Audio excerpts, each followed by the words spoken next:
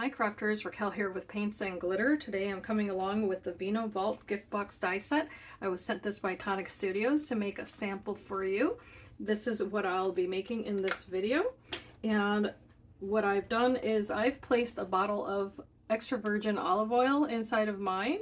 So this is how it looks when it's all said and done. And it's a really beautiful presentation, of course, for a gift.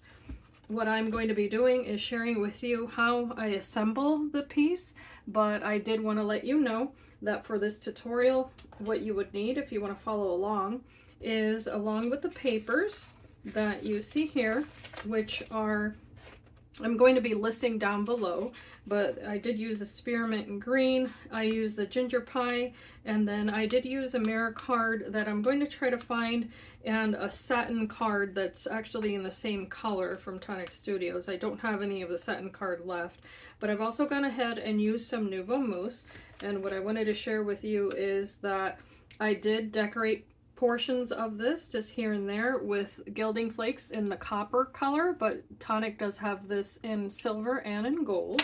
Then I used some embellishment mousses. One of them was the Seaspray green. That's the one that you see in all of the inlay, and you'll be seeing a little bit more of that as I assemble it.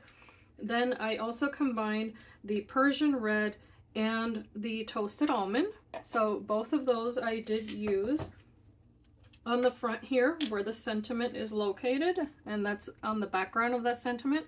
Then on the other two layers I use the green and the Persian red, and this is what that green cardstock looks like. I took a white piece of cardstock and just applied mousse to color it, and that gave me that gorgeous green color.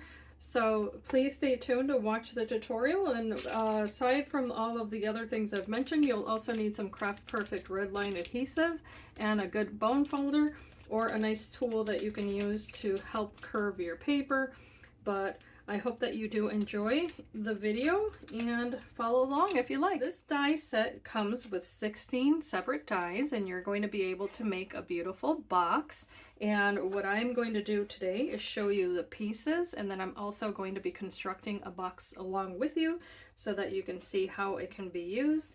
And in the instructions you're going to receive, it'll be different than what I get because the design team sometimes just will get a printout, so that's what I have on hand. But you'll get a really nice wallet, and the dies will be inside with all the packaging, and then of course you're going to get the full instructions on how you can follow along. But of course a video always helps. So to get started here, I wanted to share with you that there are some base pieces, and these are really simple to use because it's not there are not a lot of different pieces. However, you can be creative with this. Now you'll be using two pieces that look like this with the little tabs on the sides, and that's going to actually be the side of your box. Or these here, you'll need two of those. Then you'll need two of the dome shaped one, just like that. And then you're going to need 4 pieces for the base of your box, and those 4 will be cut with this rectangle here. So 4 with that one, and here are the base colors for that. And of course you can tell them a little ahead of the game here with all the layers. But you're going to also have this piece here, and that one's a bit interesting because that's going to allow the bottle that you use to sit inside of the box, and it comes with this little circle here. So what I've done is, because I don't consume alcohol and I'm not going to be using a bottle of wine in mine, I went ahead and measured the bottle that I will be using, which is extra virgin olive oil, and I took a circle out of my stash of dies, and I'm going to share with you how I came across a way to make mine fit. Was that I placed the bottle here, and then I started looking at the dies that I have, and of course you can do the same. And what I did was I found one that would go ahead and fall all the way down, that was a little bit smaller than the one included in the kit, and then that way I could use that one with my die to create the opening for the bottle that I choose to use. So that's the great thing about this design, is that you're not obligated to use only one size, and I think that's really clever. What you'll do is cut out 4 pieces using this die, and then you'll use the circle of choice, 110-pound cardstock for 2 of them, just to make it nice and sturdy, and then the other 2 are purely decorative. Okay, so that's how those are going to stack. You'll need one for the bottom and one for the top of your box. These are the panels that are decorative, and you also get 2 sentiments. This is just sticking now to the base, but so there's that oval. That's going to help you cut out the base of your sentiment, and as I mentioned before, what I did was that I used the paper that I had colored with the Nuvo Mousse. And then as far as that sentiment is concerned, I chose the one that says just for you. The other one does say time for wine. And with my sentiment, I cut it out 3 times. I used black cardstock. I used the cardstock that I had colored with the Embellishment Mousse in the Seaspray green. And then the 3rd piece I did color with the Persian red Embellishment Mousse, and that allowed me to have that beautiful look there. So I'm going to try to tilt my light here so you can see. So there's a bit of shine there on the papers and also on the background, but the background is nice and subtle. And then I did give it a little touch of gilding flakes, and these are the copper color that you can get from Tonic Studios, and this just happens to be a little sample pot that I got in one of the kits, but you can get the larger size, of course, and this is also available in gold and in silver. So this was what I also used on some of my other panels that I'll share with you. But aside from these pieces that I've shared so far, in your set you're also going to get these little pieces here. These are going to allow you to close your box, and I'm going to set them here so you see these will go on both sides, and then you have some little closures. I only cut out one. I've yet to cut out the second, but the closure looks like a little heart. There's 2 pieces there, and I'll share with you, of course, how to use that when we assemble the box. Now for the decorative portion of this box, of course, you can use the dies that have all of these beautiful intricate features in them, and then the outer portion, which you're going to notice is just a solid piece.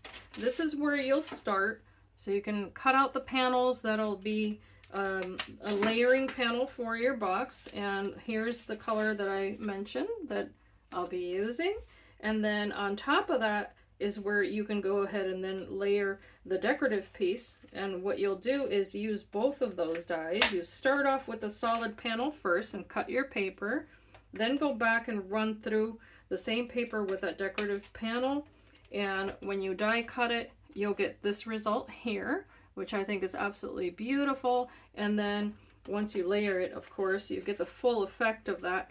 But you have a choice of whether or not to leave certain pieces in here. Now, what's unique about this one, of course, it's got these beautiful little hearts in there, and I left that on there so that you could see what that would look like. But if you cut it out of different colors of paper, then you can glue those papers in where you have those little kind of empty spots as if you were creating a puzzle, and that's where I used the paper that I had colored with that Nuvo Mousse. So that Seaspray green gave me this effect just on plain white cardstock, and I was able to run that through using the same dies and then take each piece and glue them in there.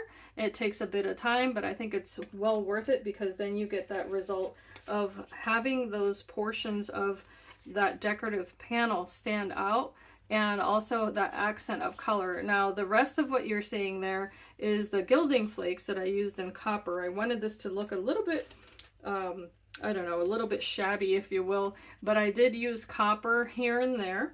And I just went ahead and took my bottle of glue and just aimed it in little areas, and then rubbed that copper flake on the different places where there was adhesive, and then just allowed it to dry. After allowing that to dry fully, then you can go in with a brush like this one. This is also available from Tonic, and just brush away the excess.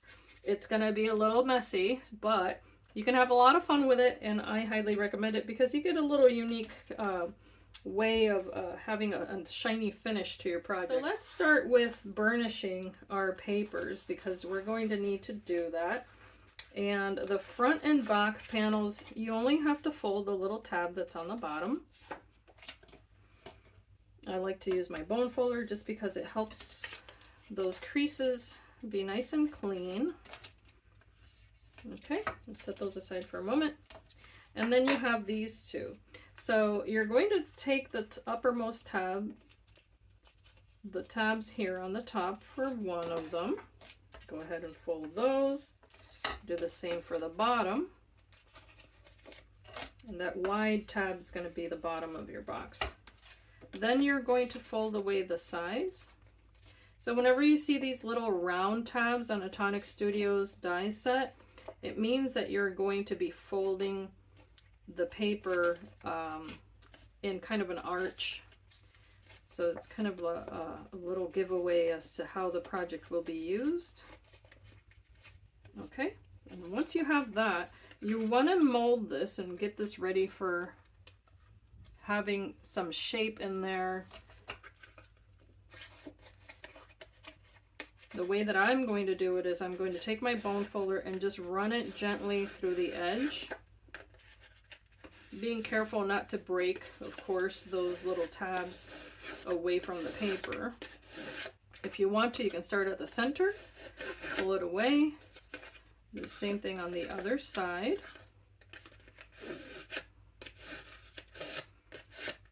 Okay, and then you can do the reverse.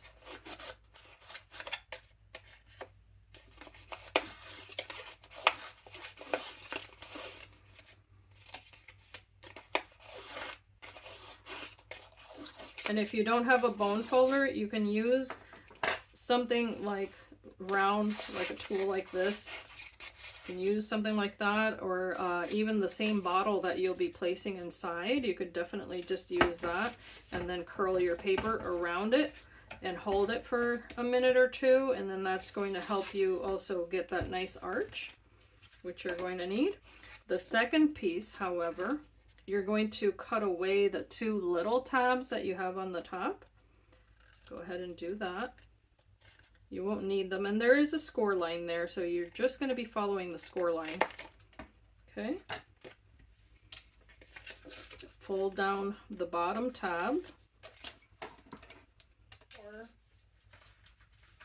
if you want a bit of a sturdy box, you can also use a different type of paper that's a little bit thicker maybe to do your construction, and then cover it up with your decorative piece of paper. And that's what I'm going to try to do today. I'm going to do my construction with this little bit of a heavier weight paper for just the front and back, not the sides or the bottom. And I'm hoping it works out. I'm using the two that are a little bit thicker because I'm going to wrap that paper all the way around. What I'm going to do is, because I'll be using this as the uppermost layer, I'm actually going to be cutting away that little tab here. And I think that's going to help so that my construction is not too heavy. So I'm just going to cut away here right at the base there where that score line is. And of course you can do it in the same way as the other papers you cut. You don't have to do it in this weight. This just happens to be 110-pound cardstock, and I thought it would make it nice and sturdy. Okay, so I've got those two pieces going there. And now I'm going to start wrapping this all the way around from the bottom all the way up, meeting up here at the center. The way that I thought would be a little bit easier is to try to use the surface here as a third hand, if you will. So what I'm going to do, start placing the glue on the tabs.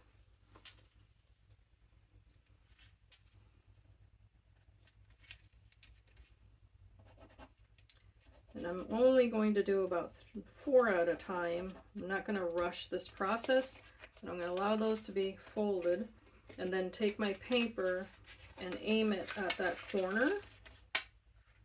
just like that. And then just hold it there until I know that it's made really good contact.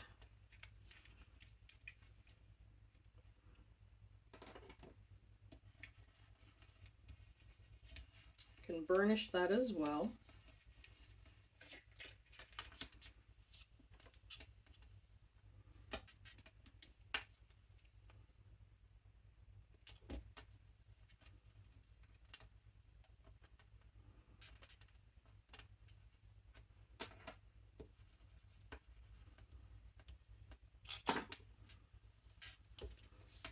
Okay, so I've got those little tabs right under this, and I'm just going to add the next 3. Push on that paper.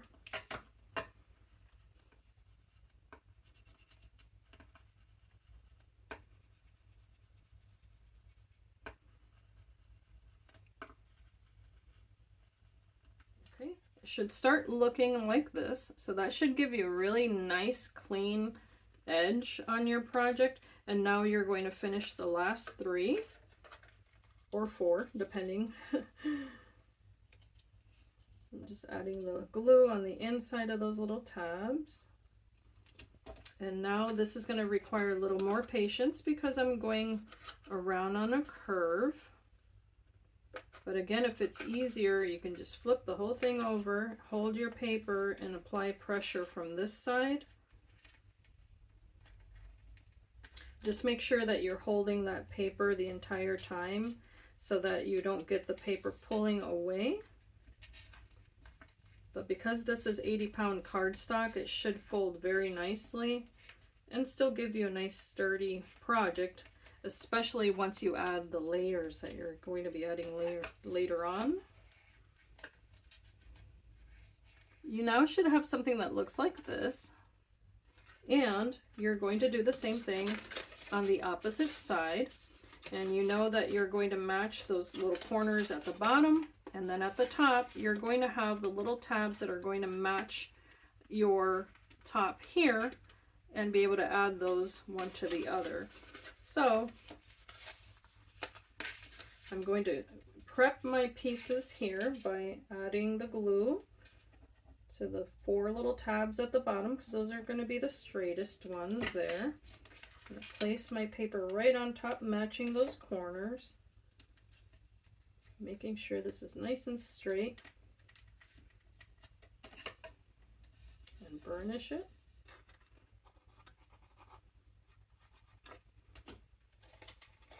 And again, you can pinch those and hold it really nice and close to that edge.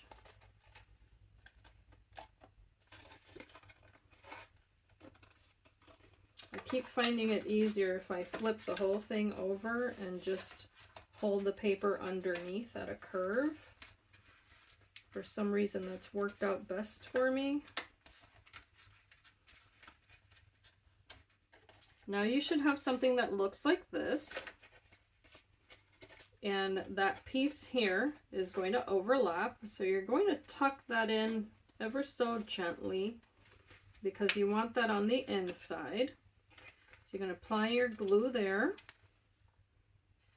and make sure that you apply pressure. So take advantage of that little hole that's already there and just pinch your paper together.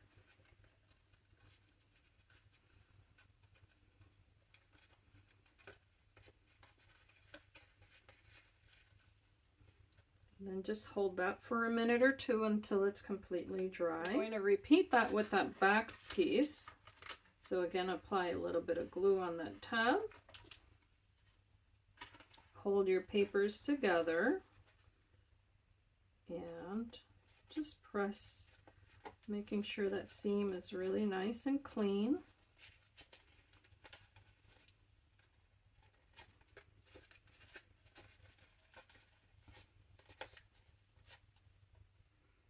And then I'm just going to hold it there.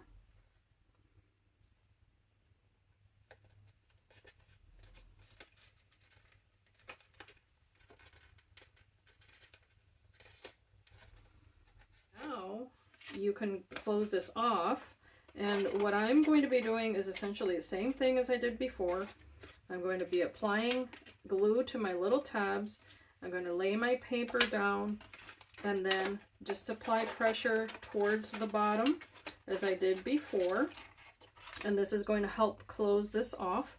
So I'll be back once all of this is dried and I have applied this piece here, and then we'll continue on with the assembly of this box.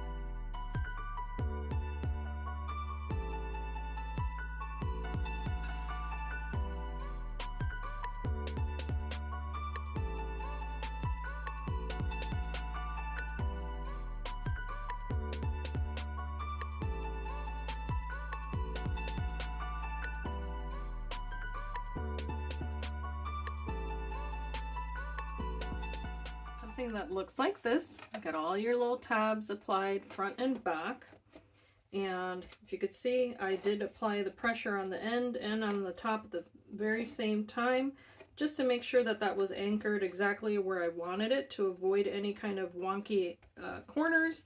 And then once I had those two prepared, I just kept applying pressure on all the other ones and they follow suit. So now what I'm going to do is, leaving the tabs on these two because this is going to adhere to the base, I'm going to be able to cover this up very nicely. It's going to give me a nice finish edge.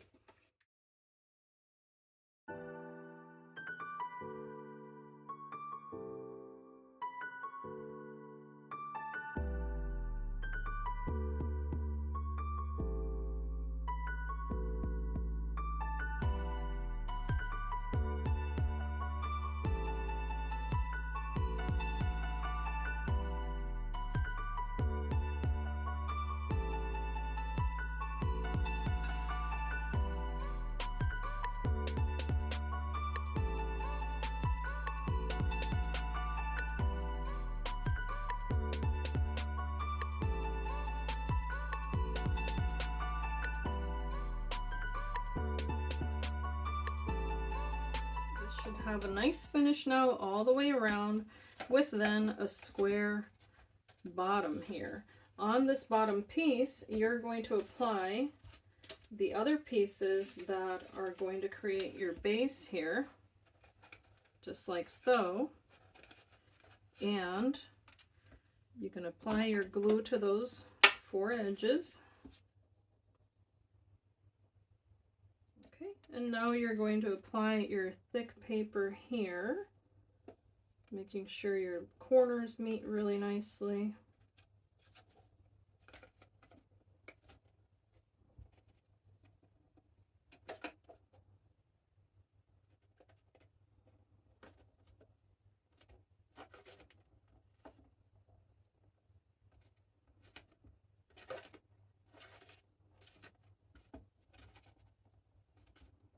Because of the way that I'm going to be finishing my box, I did cut that decorative piece to layer right on top, so I'm going to make sure those match really nicely before I adhere it.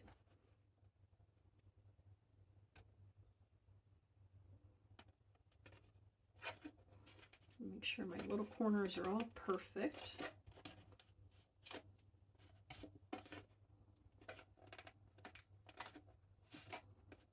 I'm going to be applying this one here.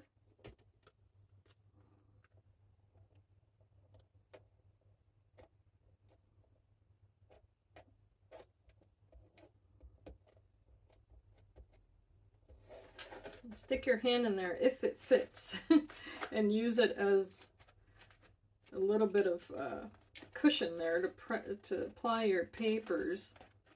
Of course, it's going to depend on the size of that opening.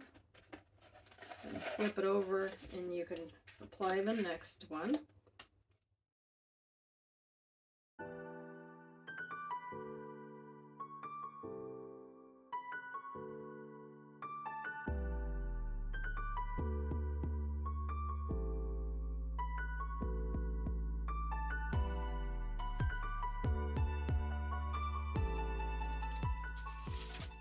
You can now decorate the sides, and what I recommend is that you first kind of gauge the distance, and I'm going to make use of double-sided adhesive here just because I know that I'm going to need the strength of a good tacky glue there.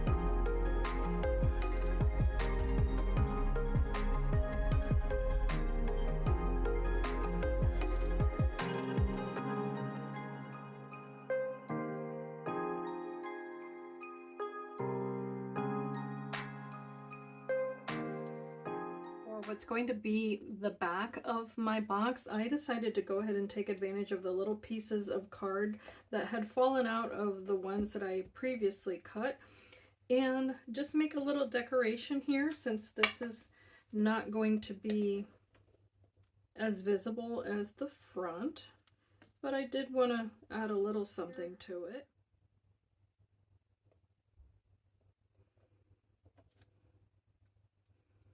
And as you can tell, I've layered one of them with vellum. I like to use vellum in all of my projects as much as possible. I think it's a wonderful material and it lends itself to these decorative items quite nicely. Where I'll place these. These otherwise would have gone to waste, and I don't like wasting, so why not use them?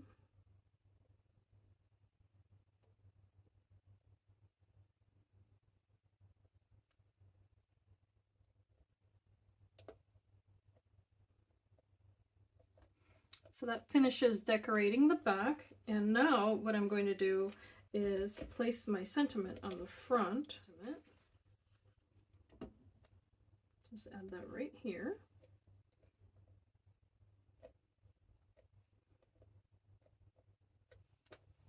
That completes the front. And I'm going to set this aside for a moment before I add the little closure here. Now moving on to what will be the base of your box. You're going to need a solid piece for the bottom. You're going to need your 4 pieces for the sides. And then you're going to need your 2 pieces for the top. I've gone ahead and cut my base out of 110 pound cardstock, and that was using this die here. Then, of course, using the die with the circles that I had mentioned prior, I cut my 2 layers here to match what's on the top. And then I'm going to decorate the side panels before I start the construction. And what I'm going to make sure is that all of the tabs are facing to the right before I apply my little side panels here.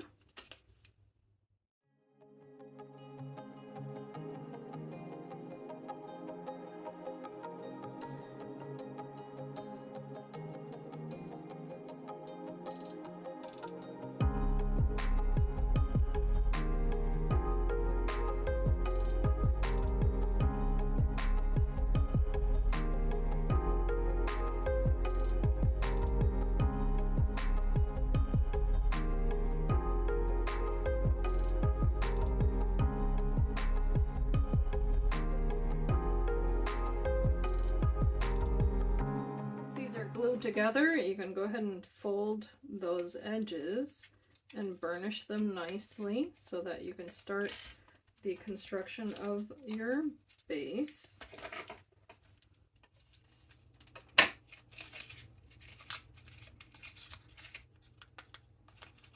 You're now going to take your base and take your piece, making sure that your decorative portion is facing up, and take the longest side here and adhere it right to that edge.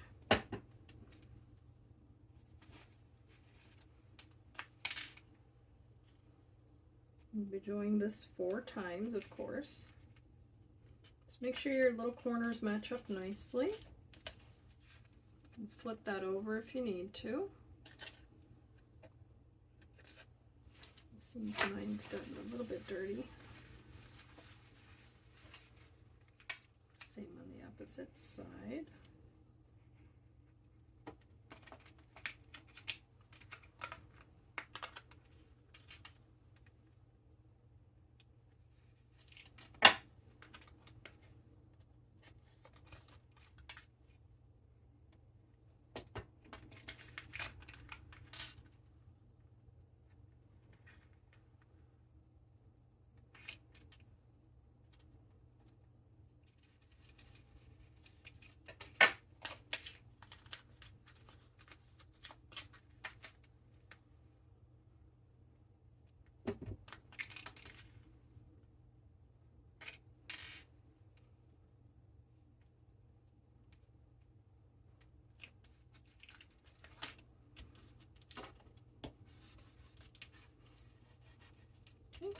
You can now join your corners, and these should fit perfectly. Just add your glue there to your side tab.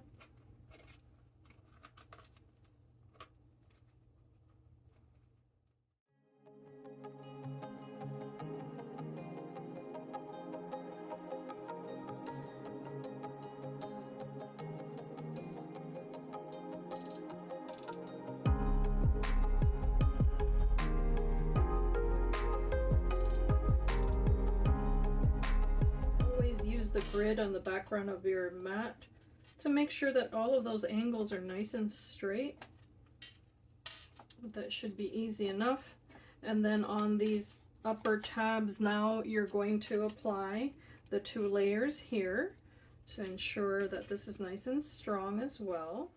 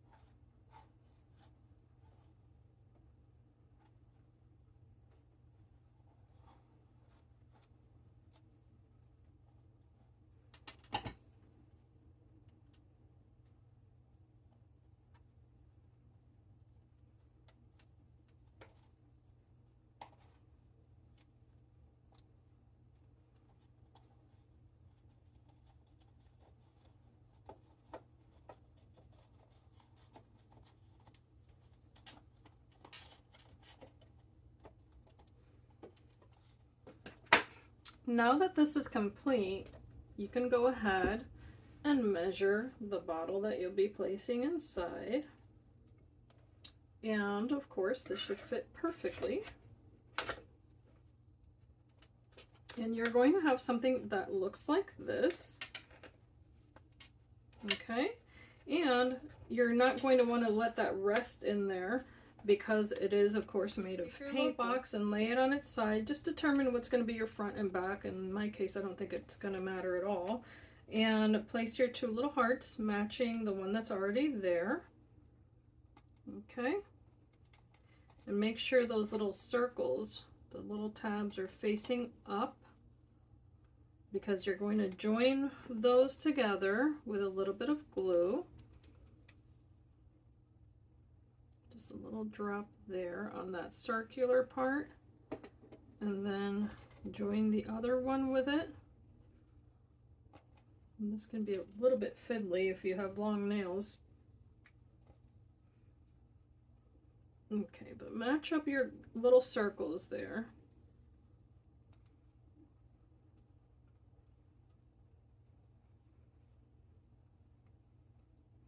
Then you can open that little heart like so.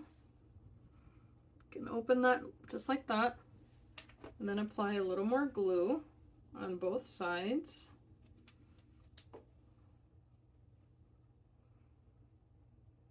And instead of closing this together, just aim at that one little heart that you see there and then press into it. And then that way you'll get a nice placement.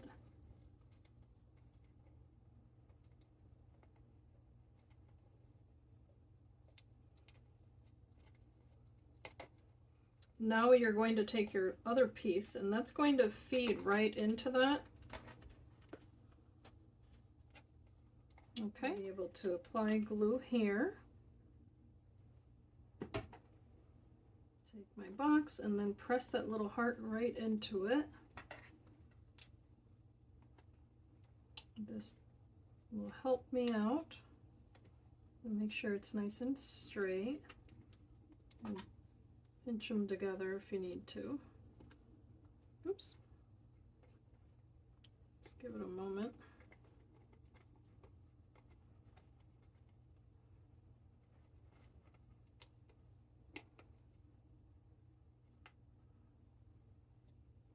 I've applied some red line double-sided tape to my little tabs that are going to help me close this box. I did attempt it with liquid glue, but it was moving about too furiously. So what I'm going to do is just take off the liner here.